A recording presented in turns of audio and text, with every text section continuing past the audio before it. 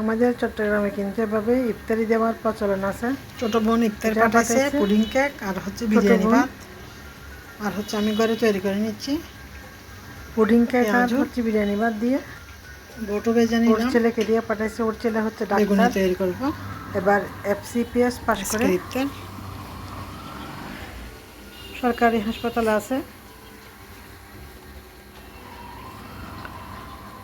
ওদের ইফতার আমাদের ইফতার দিয়ে, গতকালের ইফতার আর হচ্ছে আজকের বড় ভাইয়ের ইফতার দিয়ে ছোট্ট একটা ভিডিও আপনাদের সাথে শেয়ার করলাম।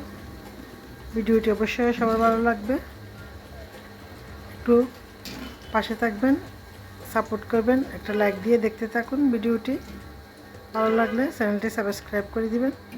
এই তো ছোট্ট একটা ভিডিও,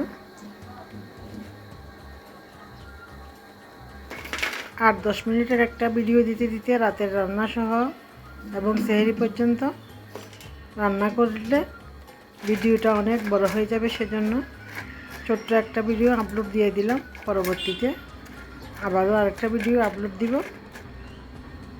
এই তো আজকের ইফতারির ছোট্ট একটা ভিডিও আপনাদের সাথে শেয়ার করলাম। এই রুটি নষ্ট হয়ে গেই।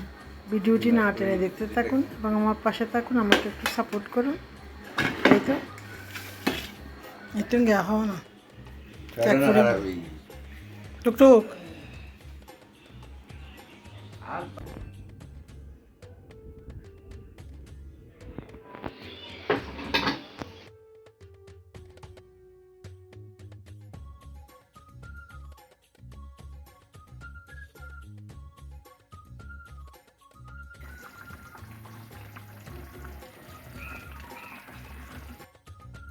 আসসালামু আলাইকুম, শুভ সকাল সবাইকে।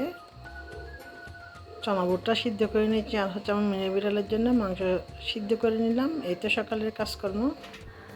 গতকাল আর আজকের ইফতার একসাথে। আজকে আমার বড় ভাই ইফতার নিয়ে আসছে, যেহেতু আমি এদেরকে ভিডিও করি না সেজন্য কাউকে দেখাই না।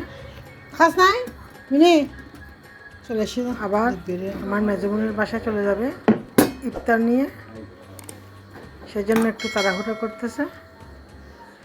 আমার মেজবোন, আমার বড় ভাই আর আমি, আমরা সবাই একই এলাকায় থাকি, এগলি ওগলি করে। আজকের আমাদের ইফতার